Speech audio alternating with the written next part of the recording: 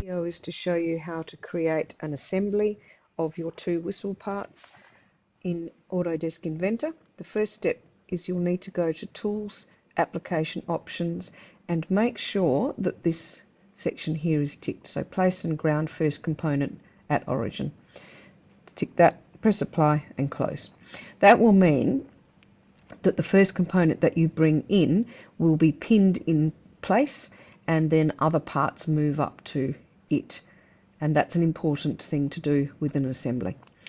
So to start the assembly, you go File, New, and then you need to select a standard millimeter Inventor Assembly.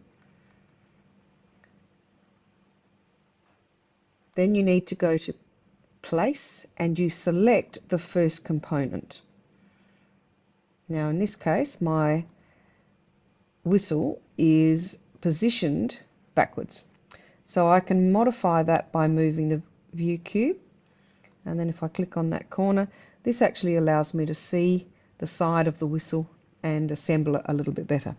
But I'm going to make this my new view. If I right click on the home and set current view, fit to view, if I make any changes just by clicking on that, it will return it to this original view rather than the one that it came in with. Then I'm going to place the side, and one click gives you a preview, and then you can open it. Now this component is waiting to be located, but I wish to rotate it around on the y-axis. So if you have a look, the y-axis that's going straight up and down will allow me to pivot this or rotate it. I'll do that twice so that it's actually aligned with the original view. I'm going to place it over here, and Inventor assumes I want more than one component, and so I'll just right click OK because I only want one. So I'm going to use the constrain option, and I'll click on this surface, and then using the shift and the center mouse button I'll rotate around so that I can select that back surface, and then you must go apply. Again, I'll click the house button. So at this point in time, this side is aligned with the side of the body. I cannot move it away, I can only slide it up and down, and I should be able to slide it left and right or backwards and forwards, but it is still fixed to that plane.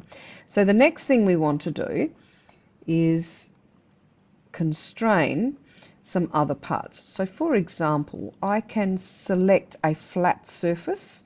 So on the nose here, on the end of it, if I was to select this flat surface and the little flat surface on that, and I would want to rotate that around, that would need to be a flush actually, so I'll cancel that.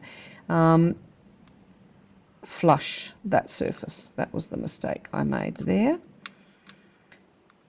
and click on that surface, and you can see now those surfaces are flush.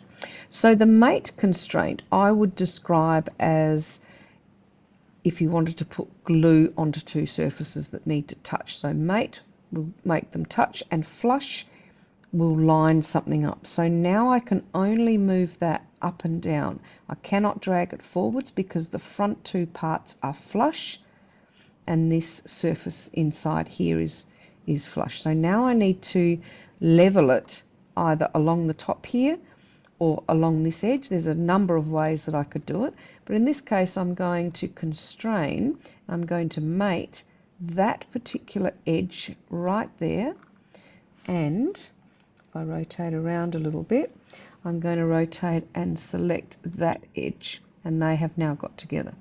So sometimes it makes sense to move the part away so that you can clearly identify what part are going together. So if I expand here, you can see the mate, which is where those two surfaces touch, the flush on the end, and the mate where I align those two edges. So you can either do surfaces or edges. The most common thing that goes wrong is that people try and add an extra constraint, and a box will come up saying that you're over constraining. And the best way to fix that is to expand and work out which mate or flush constraint you have used, and sometimes you need to delete one or two, And if it won't work, sometimes I just delete the whole lot and start again. But by opening up, you can see that this mate 1 and this mate are the same. So there's 2, 1 on each part. 2 of the flush, 1 here and 1 here, and this mate and this mate. So that's a fairly simplistic method of attaching the 2 parts together, and then you would save that as an assembly. So it's a completely different file and an Autodesk Inventor Assembly mode.